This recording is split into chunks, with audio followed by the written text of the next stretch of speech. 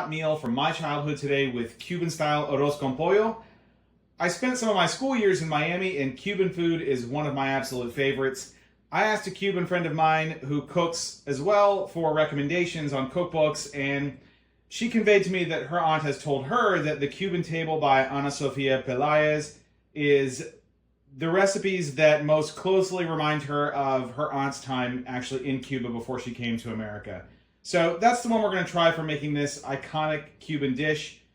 You might think chicken and rice is plain, but Cuban-style arroz con pollo is one of the most flavorful dishes with layers of different herbs and spices, vegetables, both beer and wine, and man, is it good. So let's go ahead and get started. You won't regret trying this recipe out if you follow along. To begin making our arroz con pollo, we're going to heat half a cup of olive oil in a Dutch oven, large enough to carry 3 cups of rice plus all the chicken we're going to cook, so you want a pretty big one.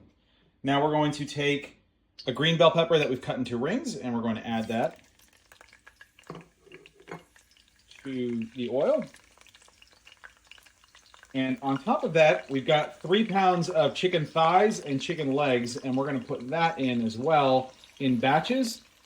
And we're just going to brown this chicken and then remove it once it's browned.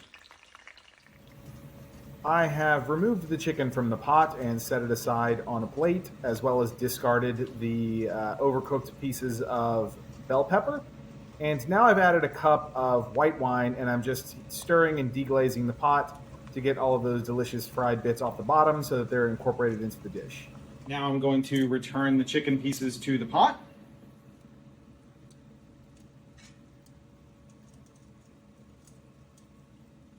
And now we're going to start adding our veggies. So I've got 1 whole yellow onion that I've put through a grater, but you can also just finely dice it if you don't want to go through that trouble. I got a cup of green peas.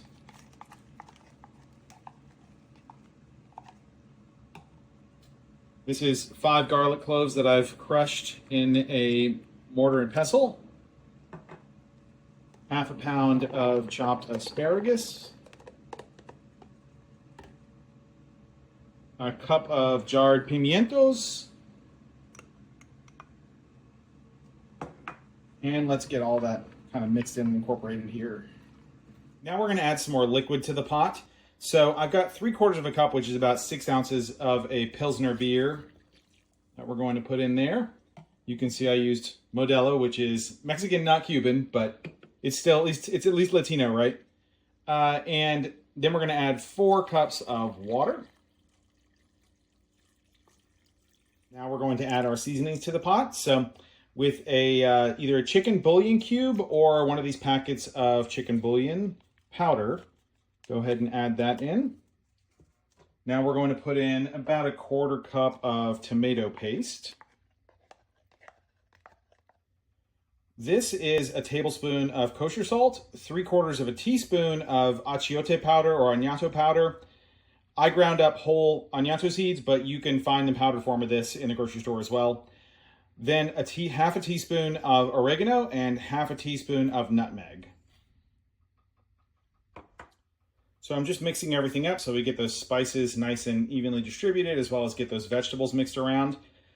We're just about ready, so go ahead and preheat your oven to 325 degrees Fahrenheit and wash your rice.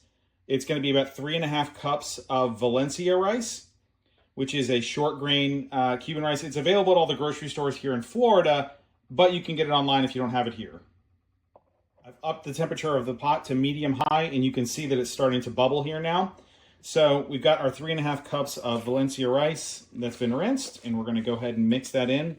And we're going to cook this on the stove for about 10 minutes at that medium-high temperature with the water bubbling. This has been cooking for 10 minutes, and my kitchen smells incredible. I already love this dish, and it's not even done yet. So I'm going to go ahead and cover this and turn the stove off. And now we're going to go ahead and put this in our preheated oven for another 20 minutes with the cover on. I just took this out of the oven, and look at the color on this. This looks amazing. It smells amazing.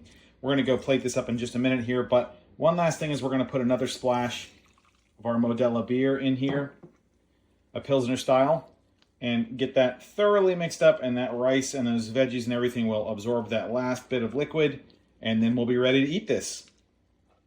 I just plated up a portion, and look at how that came out, guys. That is perfect.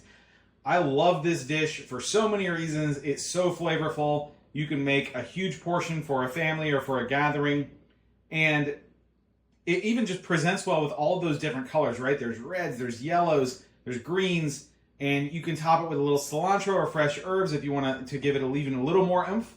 But man, I think it's good just as it is. Check out the Cuban table. Check out Cuban food if you've never had it. My dad is a country boy who does not like anything other than just old South American food.